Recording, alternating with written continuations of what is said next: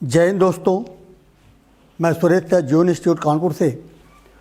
दोस्तों, हमने आप लोगों से बोला था कि हर सब्जेक्ट का एनटीपीसी और एसएससी सीजीएल के जो क्वेश्चन आए हुए हैं 20-20 क्वेश्चन करके हम आप लोगों के पास मैटर भेजते रहेंगे। प्रीवियस पेपर का है ये। तो आज दोस्तों हम अर्थशास्त्र में यानी इकोनॉमिक्स में चैप्टर लेकर आते हैं भारत में आर्थिक नियोजन। तो भारत में आर्थिक नियोजन पर एक छोटी सी वीडियो हमने बनाया है 1 से 20 क्वेश्चन तक। तो आज हम लोग इसी पे चर्चा करते हैं। तो आइए दोस्तों हम लोग शुरू करते हैं टाइम वेस्ट ना करते हुए। और दोस्तों, हमारी वीडियो अगर आप लोगों को पसंद आती है तो ज़रूर आप लोग इसको शेयर और लाइक कीजिएगा। तो आइए हम लोग स्टार्ट कर देते हैं। दोस्तों, पहला हमारा प्रश्न आता है, वर्ष 1938 में कांग्रेस अध्यक्ष सुभाष चंद्र बोस ने एक राष्ट्रीय योजना समिति का गठन किया था। और राष्ट्रीय योजना समिति का गठन किया था तो राष्ट्रीय योजना समिति के अध्यक्ष कौन थे दोस्तों? तो 4 ऑप्शन यहाँ आता है, लाल बहादुर शास्त्री, सरदार वल्लभ भाई पटेल, जवाहरलाल नेहरू या मौलाना अबुल कलाम आज़ाद। तो ये जो राष्ट्रीय योजना समिति का गठन किया गया था दोस्तों, इसमें जवाहरलाल नेहरू को अध्यक्ष बनाया गया था। इसके बाद दोस्तों हम आ जाते हैं कि किस वर्ष में भारत के सभी बड़े उद्योगपतियों ने देश में एक साथ मिलकर संयुक्त प्रस्ताव रखा।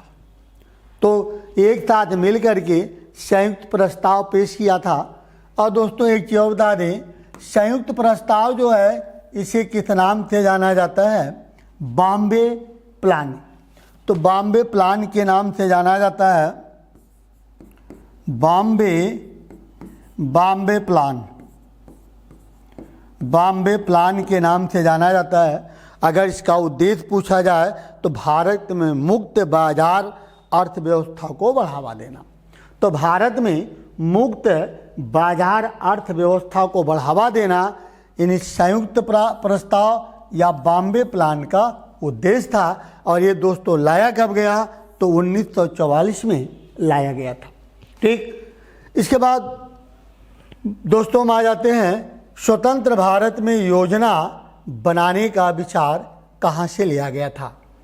तो स्वतंत्र भारत में योजना बनाने का विचार कहाँ से लिया गया? बॉम्बे प्लान, किसानों द्वारा की गई मांग, कामगार संघों द्वारा की गई मांग या भारत के भविष्य के संबंध में गांधीवादी दृष्टिकोण।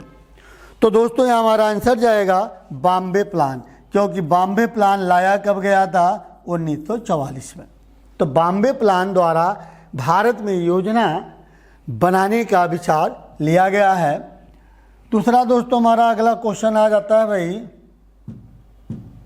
हाँ क्या हो गया भाई, हैंग कर रहा है।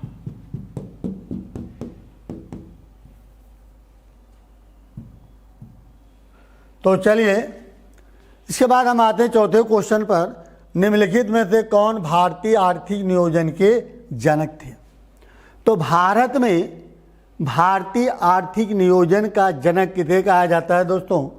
कहता है डॉक्टर भीमराव अंबेडकर को, महात्मा गांधी, एम विश्वेश्वरैया या डॉक्टर नॉर्मन बोरलॉग। तो दोस्तों हम आपको बता दें कि एम विश्वेश्वरैया को भारतीय आर्थिक नियोजन का जनक कहा जाता है। तो एम विश्वेश्वरैया जाएगा आंसर। इसके बाद दोस्तों हम आ जाते हैं, भारत में नियोजित विकास का विरोध किसने किया? तो भारत में नियोजित विकास का विरोध किसने किया दोस्तों? 4 ऑप्शन लिया है कि महात्मा गांधी, जवाहरलाल नेहरू, इंदिरा गांधी और राजीव गांधी। तो आंसर जाएगा हमारा महात्मा गांधी। तो महात्मा गांधी ने किया, क्योंकि महात्मा गांधी कुटीर उद्योग, तो कुटीर उद्योग के पक्षधर थे। इसके बाद दोस्तों हमारा अगला क्वेश्चन आता है, भारत में पीपुल्स प्लान एक आर्थिक योजना किसके द्वारा लिखी गई, किसके द्वारा तैयार की गई? तो पीपल्स प्लान का था एम राय द्वारा, जयप्रकाश नारायण, वल्लभ भाई पटेल या सी.डी. देशमुख। तो दोस्तों इसका आंसर जाएगा एम राय। तो एम राय द्वारा तैयार की गई थी। तो हमारा पहला आंसर सही है। आर्थिक नियोजन को निम्नलिखित में से किस सूची में रखा गया? तो आप लोगों को पता होगा दोस्तों की सूचियां 3 हैं, केंद्र, राज्य और समवर्ती। तो जो केंद्र गवर्नमेंट के विभाग हैं वो केंद्र सूची के विषय हैं, और जो राज्य गवर्नमेंट के हैं वो राज्य सूची में। जो विभाग केंद्र राज्य दोनों के सहयोग से चलता है वो समवर्ती मात्रा। तो आर्थिक नियोजन केंद्र राज्य दोनों का है, तो इसलिए वो जाएगा समवर्ती सूची का विषय। भारत में नियोजन के संदर्भ में क्या सत्य है? राष्ट्रीय पुनर्निर्माण एवं सामाजिक नियोजन का प्रस्ताव कांग्रेस वर्किंग कमेटी ने अगस्त 1937 वर्धा बैठक में स्वीकृत किया था। हरिपुरा के अपने अध्यक्षीय भाषण में सुभाष चंद्र बोस ने योजना आयोग के माध्यम से राष्ट्र राज्य व्यापक नीतियों को स्वीकार करने की घोषणा की। मोदी सरकार ने योजना आयोग का नाम बदलकर नीति आयोग कर दिया, और सुभाष चंद्र बोस ने 1938 में जवाहरलाल नेहरू की अध्यक्षता में राष्ट्रीय योजना समिति के निर्माण की घोषणा की थी। तो दोस्तों यहाँ अगर हम बात करते हैं तो भारत में नियोजन के संदर्भ में क्या सत्य है? तो 37 वर्धा तो होना चाहिए आंसर। तो दोस्तों आंसर सभी सही होना चाहिए, क्योंकि 38 में किया था। मोदी सरकार ने चेंज भी किया था। हरिपुरा के अपने अध्यक्षीय भाषण में सुभाष चंद्र बोस ने योजना आयोग के माध्यम से राष्ट्र व्यापक नीतियों का स्वीकार किया, ये भी सही है। और ये थोड़ा सा पहले का जो है सामाजिक नियोजन, तो उपयुक्त सभी सही जाएगा आंसर, उपयुक्त सभी सही है। भारतीय योजना आयोग की स्थापना निम्न में से कब हुई थी? तो दोस्तों मैं आपको बता दें कि देश के आर्थिक विकास की 3 कड़ियाँ हैं, जिसको हम लोग बोलते हैं योजना आयोग। तो योजना आयोग की स्थापना 1950 में हुई है। और दूसरा हमारा आ जाता है वित्त आयोग, जिसकी स्थापना 1951 में हुई। और तीसरा हमारा आता है राष्ट्रीय विकास परिषद। तो राष्ट्रीय विकास परिषद की स्थापना 1952 में हुई। तो योजना आयोग 1950। भारत सरकार ने नीति आयोग की स्थापना निम्नलिखित में से किस स्थान लेने के लिए किया था? तो किसके स्थान पर नीति आयोग किया गया? तो नीति आयोग 2015 में किया गया। और दोस्तों मैं आपको बता दें कि योजना आयोग का नाम बदल करके नीति आयोग कर दिया गया। योजना आयोग के स्थान पर एक नई संस्था नीति आयोग का गठन किया गया। तो कब किया गया दोस्तों? 1 जनवरी 2015 को किया गया। निम्नलिखित कथनों पर विचार करना है। तो निम्नलिखित कथनों पर विचार करना है। कहता तीसरी योजना की विफलता अर्थात रुपये के अवमूल्यन के साथ साथ मुद्रास्फीति के मंदी के कारण चौथी पंचवर्षीय योजना तो स्थगित करना पड़ा था। तो चौथी पंचवर्षीय योजना को बिल्कुल स्थगित करना पड़ा था, क्योंकि तीसरी पंचवर्षीय योजना के बाद 2 वर्ष का गैप रहा है, क्योंकि 66 में तीसरी पंचवर्षीय योजना की समाप्ति हुई और चौथी पंचवर्षीय योजना दोस्तों 1969 में चालू हुई थी। तो पहला कथन हमारा सत्य है। 5वीं पंचवर्षीय योजना के स्थान पर वार्षिक योजनाएं शुरू की गई थी। तो देखिए दोस्तों मैं आपको बता दें कि 5वीं पंचवर्षीय योजना 74 से 78 तक चली है, लेकिन 78 में जब रोकी गई है तो वार्षिक योजना नहीं चलाई गई थी, एक रोलिंग प्लान चलाया गया था। तो रोलिंग प्लान चलाया गया था दोस्तों। तो अगर हम रोलिंग प्लान को मानते हैं वार्षिक योजना, तो बिल्कुल तो 1 और 2 दोनों सत्य जाएगा, तो हमारा आंसर जाएगा ये, हमारा ये सही बी। ठीक, इसके बाद दोस्तों हम आ जाते हैं नीति आयोग के अध्यक्ष कौन। तो दोस्तों मैं आपको बता दें कि नीति आयोग और योजना आयोग, तो योजना आयोग का अध्यक्ष होता था प्रधानमंत्री, तो नीति आयोग का भी अध्यक्ष कौन होता है, प्रधानमंत्री होता है। इसके बाद हम आते हैं भारत में योजना आयोग के प्रथम उपाध्यक्ष कौन थे।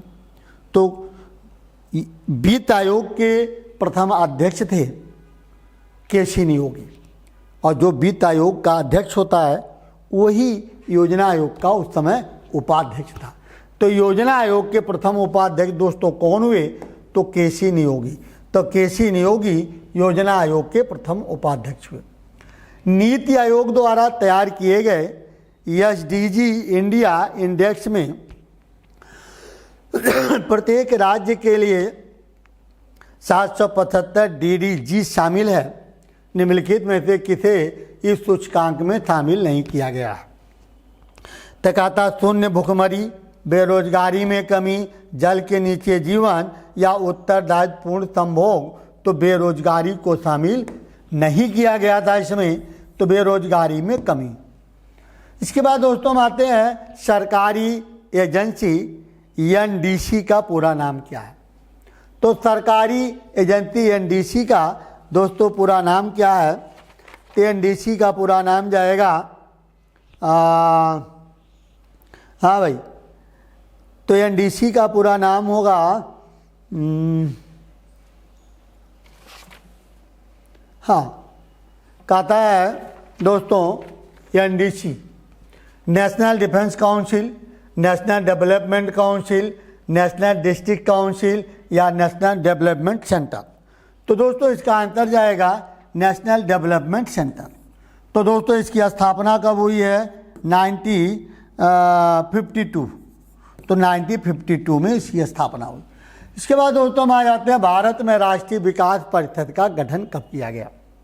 तो भारत में राष्ट्रीय विकास परिषद का गठन दोस्तों कब किया गया, तो इसका गठन किया गया था आपका 52 में। तो 1952 को 6 अगस्त 1952 को राष्ट्रीय विकास परिषद का गठन किया गया। भारत में पंचवर्षीय योजनाओं को अंतिम स्वीकृति या अंतिम मंजूरी किसके द्वारा दी जाती है। तो हमने अभी आप लोगों से चर्चा किया था कि योजना आयोग का कार्य होता है पंचवर्षीय योजनाओं को बनाना, और वित्त आयोग का कार्य होता है पैसा लगाना, और राष्ट्रीय विकास परिषद का कार्य होता है पंचवर्षीय योजनाओं को अंतिम स्वीकृति देना। इसके बाद हम आते हैं प्लान्ड इकोनॉमिक फॉर इंडिया। तो प्लान्ड इकोनॉमिक फॉर इंडिया के लेखक कौन है दोस्तों, एम विश्वेश्वरैया। निम्नलिखित में से राष्ट्रीय विकास परिषद का भारत में कौन सा प्रमुख कार्य है। कहता योजनाओं के क्रियान्वयन हेतु राज्यों के संसाधनों एवं प्रयासों को गतिशील बनाना, सभी महत्वपूर्ण क्षेत्रों में सामान्य नीतियों का विकास करना, देश के सभी क्षेत्रों में संतुलित विकास को सुनिश्चित करना, या उपयुक्त सभी।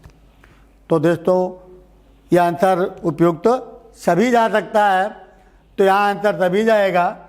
और नीतियों का विकास करना यानी पंचवर्षीय योजनाओं को अंतिम स्वीकृति देना, तो बिल्कुल, तो दोस्तों हमारा हाँ बिल्कुल सही है। तो नीतियों का उपयुक्त सभी आंसर सही है। तो चलिए दोस्तों हमारा आज का वीडियो समाप्त होता है। नेक्स्ट वीडियो फिर हम मिलते हैं, तब तक के लिए जय हिंद, जय भारत।